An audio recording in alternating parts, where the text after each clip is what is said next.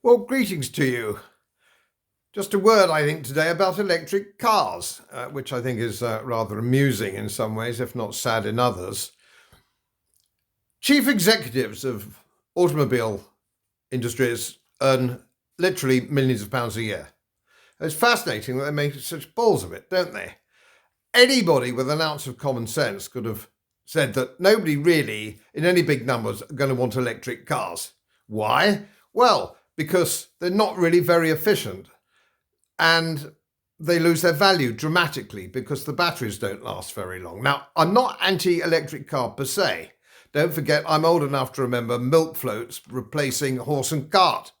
So I know they have a place. And if you have a little, somebody got in touch with me the other day and said you're being too harsh on electric vehicles. I've got an electric Mini and it does very good, and I live in the town and I buzz about in it and I can get to the golf club and so on and so forth. Yes, indeed, of course you can. Nothing wrong with that. Totally useful.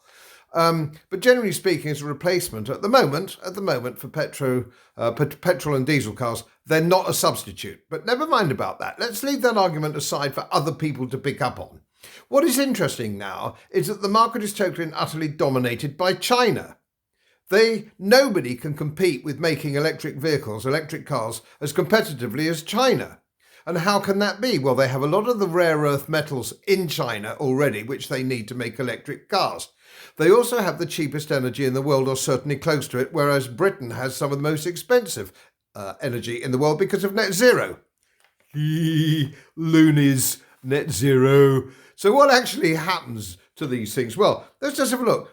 China has 1,161 coal-fired energy plants, and they're increasing them by about a score a month, I think, or something like along those lines. So they've got very cheap electricity, they've got rare earth vehicles, and they can make them much, much cheaper than anybody else.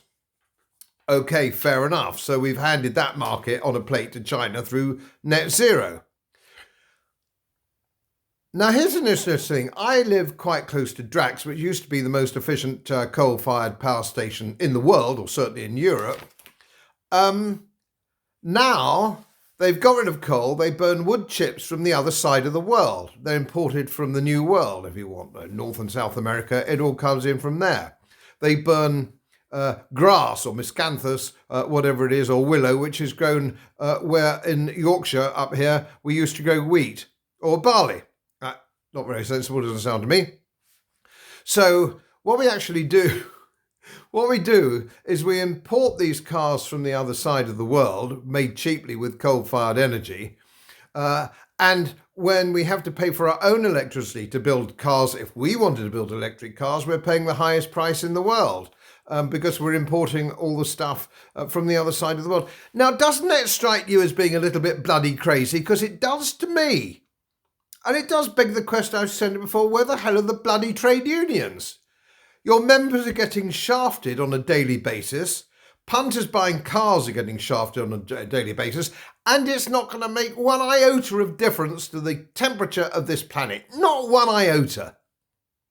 And if you don't believe me, look at my website. Godfrey Bloom /climate/. Have a look at it. Jan with facts and figures. And if you've got a bit of time, have a look at it, because you'll be able to actually correct your children coming back from state schools talking bullshit. As most of you know, my work is very heavily independently research based. And I get my information from all over the world. It would help if you press the subscribe button and the little bell next to it, because the more subscribers I have, the more likely it is that international independent research institutes will share their material with me. It's most helpful, and then of course I automatically share it with you. So surprise, won't cost you anything. Thank you very much.